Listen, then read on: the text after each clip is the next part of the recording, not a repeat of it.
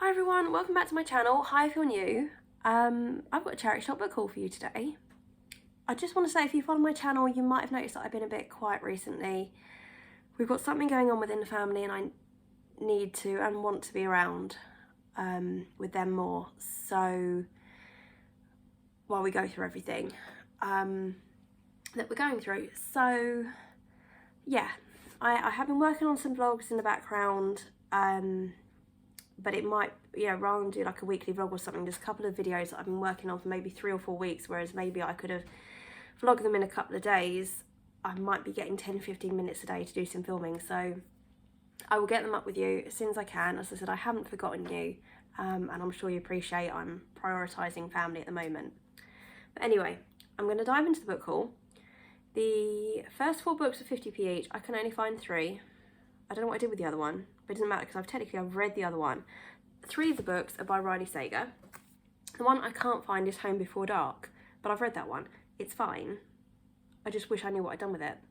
But anyway, I got Last Time I Lied and Lock Every Door because I think I gave Home Before Dark 5 stars and Final Girls 4 stars, I think. So I think it's an author that I'm actually going to like. I know on my Kindle I've got Survive the Night, and I have just been approved for the arc of The House Across the Lake, so I'm going to try and read that and maybe vlog that when I read that. I know that's coming out this year and I'm very excited about it. So yeah, it's an author that, I say I like. I've read 2 books, but they were really good, so fingers crossed I like the rest. And the other one I got is Thursday Murder Club by Richard Osman. I believe the sequel has not long come out. It's 4 friends in a retirement village that investigate unsolved murders. I don't know much more about that. I think even the other half's read it though, by audiobook. So I thought, why not? I'll give it a go, see what I think. Right, the rest of the books are, well, they were 10p each. The first one I got was a cover by. It's Who Runs the World by Virginia Virgin. It says, welcome to the matriarchy. 60 years after a virus has wiped out almost all the men on the planet, the female population has grieved, pulled together and moved on. And life really is pretty good if you're a girl. But not so great if you're a boy. But 14-year-old River wouldn't know that. Until she met Mason, she thought they were basically extinct. It sounds intriguing. We'll give it a go. Next one, another cover by. That's where my mental state's been at recently. Let's not read the back of anything. That looks pretty. This is Night Owls by Bennett. Feeling alive is always worth the risk. That's really cool, doesn't it? Crap, he was definitely worth checking me out. It says crap, I didn't just say that, okay? What should I do? Earth to Beatrix. This was the night bus, not a journey song. 2 strangers were not on a midnight train going anywhere. Meeting Jack on the Owl, the San Francisco night bus, turns Beatrix's world upside down. Jack is charming, wildly attractive, and possibly one of San Francisco's most notorious graffiti artists. But Jack is hiding a piece of himself. On midnight rides and city rooftops, Beatrix begins to see who this enigmatic boy really is. That sounds quite cute, actually. Nice soppy romance. Then I got Evermore the Immortals by Alyssa Noel. I don't know why this rings a bell, but it did. 16-year-old Eva Bloom is the sole survivor of a car accident that killed her family. Another happy start. Exiled to sunny California, Eva is haunted by her little sister and by the ability to see people's auras, hear their thoughts, and know their entire life story by touching them. She wants to hide from the world, but when a stunningly handsome new guy arrives at school, she can't seem to keep away. Falling in love with Damon is dangerous. He's not what he seems, but if Damon is her destiny, how can Eva walk away? And this is book 1 in the Immortal series. I don't know how long the series is. Let's see what we think of book 1. Then I got a Lindsay Kelk. I got I Heart New York. Oh, Posty. I'll be back in a minute. Apologies, as you might have gathered, Duke's not the Posty's biggest fan and I needed to intercept there. But anyway, I got Lindsay Kelk's I Heart New York. It's an author that I hear about on BookTube so often. And I thought, why not give it a go? I'm not a huge romance reader, but why not? Fleeing her cheating boyfriend and clutching little more than a crumpled bridesmaid dress, a pair of Louboutins and her passport, Angela jumps on a plane, destination NYC. She gets a New York makeover, and then she's dating people. I don't know, I mean, it's one of those, it doesn't sound amazing, but I want to see what the hype's about, so we're going to give it a go. Then I finally found The Hunting Party by Lucy Foley. I read the guest list last year. I absolutely loved it, so I've been waiting to pick this up. In a remote hunting lodge deep in the Scottish wilderness, old friends gather for New Year. The beautiful one, the golden couple, the volatile one, the new parents, the quiet one, the city boy, the outsider, the victim. Not an accident, a murder among friends. So I'm hoping this is as good as the guest list, basically. Right, the next pile. Oh God, I've got quite a few more, you know. Next one I got, because it's a definite cover buy, and this is Remembering Moonlight by Maggie Heath. It's a definite cover buy because there's no clue what it's about, and I'm like, yeah, I'm gonna go in. I'm not even gonna look it up on Goodreads. I'm just gonna jump into it and see what it's about. I think it's self-published, I believe. Well, it is self-published because that's all it says. So I don't know if it's a local author or anything, but I'm intrigued and we're gonna give it a go. Next one I got, I know that I read when I was probably about 11 or 12, I think. I was definitely a lot younger than I am now, and oh, it's got a message in it. Dear Minnie, happy birthday, hope you enjoy the book. I haven't read it but heard it's really good. Oh, yeah, what year was this published? 2002. How old would I have been then? That's a few years ago, isn't it? Yeah, anyway, early teens, won't go into details, but it's The Life of Pi.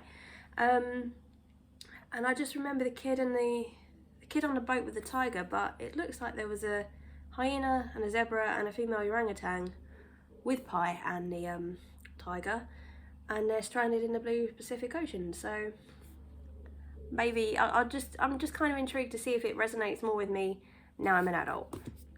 I wanted to read more classics this year, modern and not so modern, so I got Brideshead Revisited. I know this is to do with different classes. Yeah, Disappearing World of Privilege. I'm not saying it appeals, but I'm determined to give classics a go. So for 10p, I was like, yes. Then I got a non-fiction. I got Never Eat Shredded Wheat. The Geography We've Lost and How to Find It. It says it's amusing and informative. He reminds us of the watery bits, the lumpy bits and the flat bits, and gets to grips with the smaller islands surrounding Britain and much more. It's a reminder of all the fascinating British geography once learned at school. Geography that brings our islands vividly to life, which we've forgotten or never even knew. And that just is a cute little non-fiction I think I'm going to enjoy. An author that I have heard a lot about on BookTube, not necessarily in the best of light, but that I've never read, is Rainbow Rowell. So I got Attachments and Fangirl. I know I've got Eleanor and Park. So when I saw two by the same author, I was like, do you know what, let's give Rainbow Rowell a go. So that's my charity shop book haul. I am, however, going to show you what library books I got out because I like watching people's library book hauls, so I thought maybe you'll be intrigued at mine. So where did I put them? Here they are. Oh my goodness. The cinematography gets better every video, doesn't it? Right.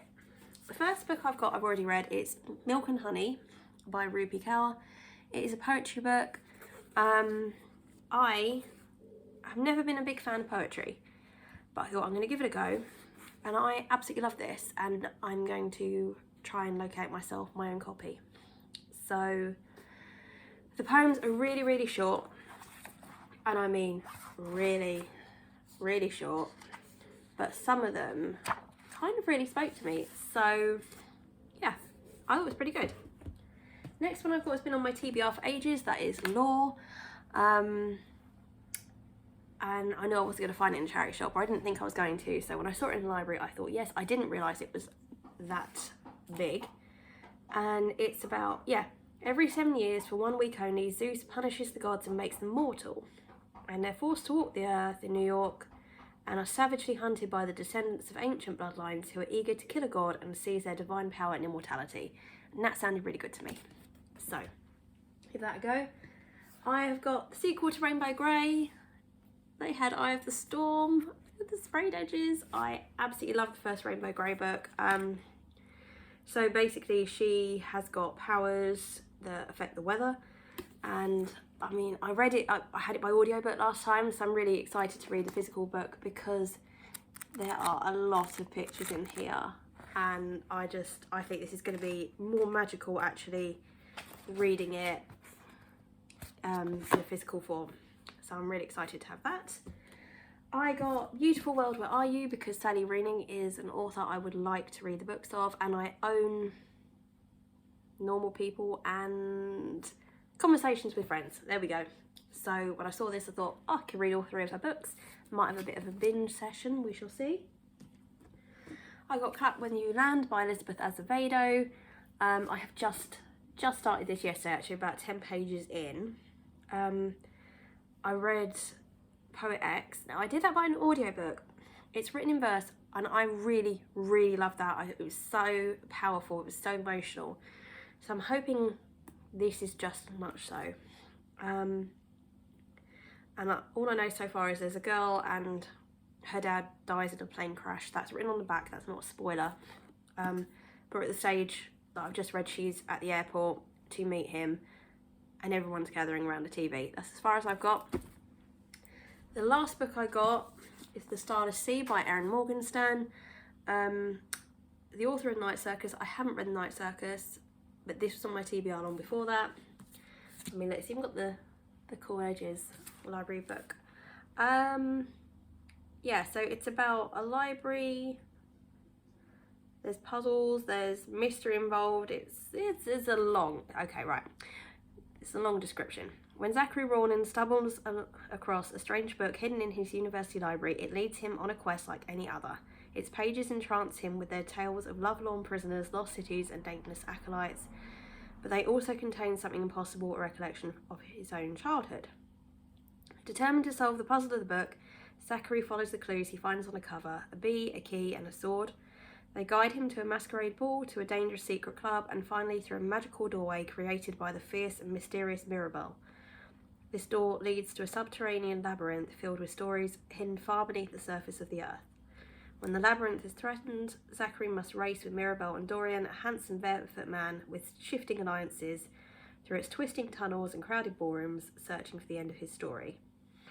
So, you know, obviously it's got the fantasy vibe there, and I'm intrigued, and I wanted to read that for quite some time. I did not expect that to be in my library, so I'm pleased it was. I'm going to love you and leave you now. As I said, I don't know when I'm going to be able to catch up with you again, but hopefully I will have some vlog up with you next week. Have a great week.